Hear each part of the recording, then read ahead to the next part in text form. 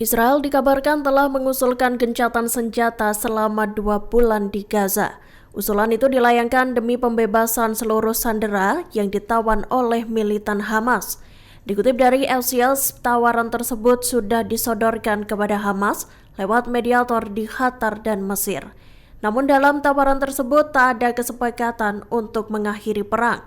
Tawaran itu membahas soal pembebasan sandera dan pengembalian jenazah tawanan dalam beberapa fase oleh Hamas ke Israel. Fase pertama adalah dilepaskannya sandera wanita, laki-laki berumur di atas 60 tahun dan sandera dengan kondisi kritis. Kemudian fase berikutnya, pembebasan untuk sandera tentara wanita, laki-laki berusia di bawah 60 tahun yang bukan tentara, kemudian tentara laki-laki Israel dan jasad sandera lainnya. Dalam proposal tersebut juga turut mencakup pengerahan kembali pasukan Israel di Gaza. Israel menjanjikan bakal mengizinkan warga sipil Palestina secara bertahap kembali ke Gaza jika kesepakatan itu disetujui Hamas. Namun Israel enggan melepaskan ribuan tahanan Palestina yang dipenjara di negara mereka. Jurnalis Gaza yang menjadi sorotan dunia, Moataz Azzaiza, kembali menarik perhatian. Bukan karena potret-potretnya terkait perang di Gaza, melainkan unggahan video dirinya di media sosial. Menilik unggahan Instagramnya, Moataz tampak tampil seperti biasanya, mengenakan rompi pers berwarna biru. Namun di rekaman tersebut ternyata Moataz menyampaikan salam perpisahan. Pria 24 tahun itu mengatakan bahwa unggahan tersebut merupakan video terakhirnya menggunakan rompi pers.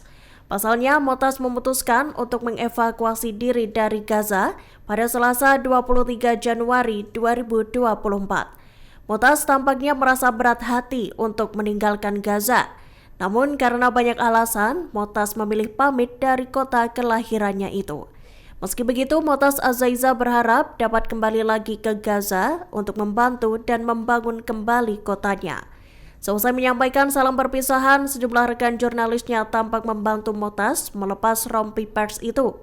Mereka lantas berpelukan sebagai tanda perpisahan dengan jurnalis yang menerima penghargaan Man of the Year dari media Timur Tengah itu. Kementerian Luar Negeri Israel membantah laporan surat kabar yang mengatakan Menteri Luar Negeri Israel Yisrael Katz mengusulkan untuk menggusur warga Gaza ke sebuah pulau buatan.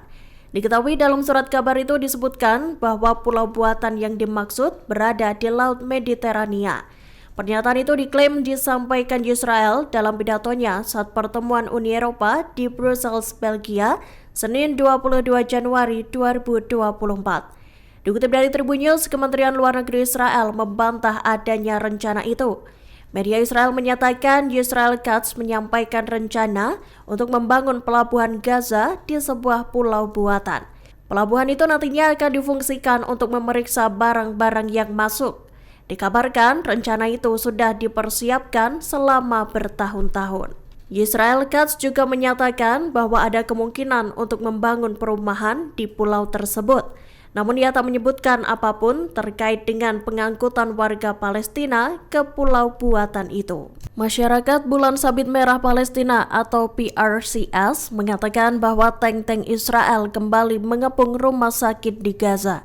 Kali ini tank-tank Zionis itu mengintari rumah sakit Al-Amal di Khan Yunis, jalur Gaza Selatan, Senin 22 Januari 2024. Dikutip dari Al-Mayadin, hal tersebut disampaikan PRCS lewat unggahan di X-nya. Pihaknya menyatakan bahwa PRCS telah kehilangan kontak dengan tim mereka yang ada di Khan Yunis. Pada Senin pagi, pesawat tempur Israel melancarkan serangkaian serangan dengan target utama di Khan Yunis dan wilayah barat Gaza. Pasukan Zionis membom rumah-rumah di Camp Al-Burej yang menyebabkan kerusakan parah pada properti dan melukai warga Palestina. Ambulans PRCS pun tak dapat menjangkau korban yang terluka di Khan Yunis lantaran tentara Israel mengepung pusat ambulans mereka. Tak hanya itu, IAF juga menargetkan siapapun yang bergerak di wilayah tersebut. Serangan intens pasukan pendudukan Israel juga menyerbu area rumah sakit Al-Amal. Tembakan dari drone Israel juga menyasar siapapun yang bergerak di area rumah sakit. Menyusul kabar tersebut, serdadu Zionis itu melaporkan menembakkan artileri ke lantai 4 markas besar PRCS.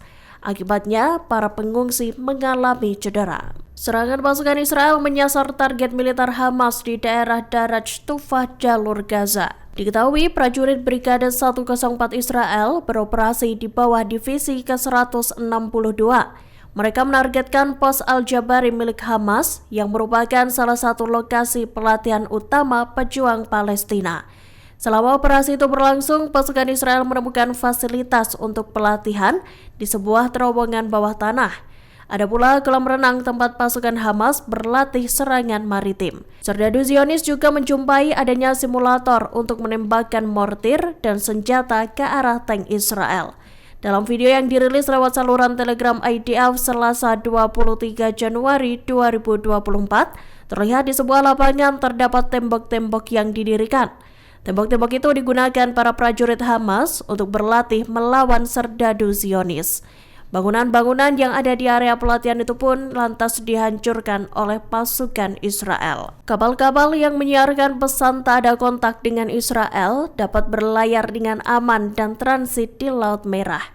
Houthi Yaman mengatakan bahwa kapal-kapal yang terkait dengan Israel, Amerika Serikat, dan Inggris adalah sasaran militer yang sah. Dikutip dari Tribun News, puluhan kapal komersial yang tak terkait dengan Israel telah diizinkan melewati Laut Merah dengan aman. Houthi diketahui menggunakan situs Tanker Trackers untuk melacak kapal-kapal yang melintas. Pelacak itu disebut sebagai solusi paling sederhana agar kapal-kapal dapat berlayar dengan aman di Laut Merah.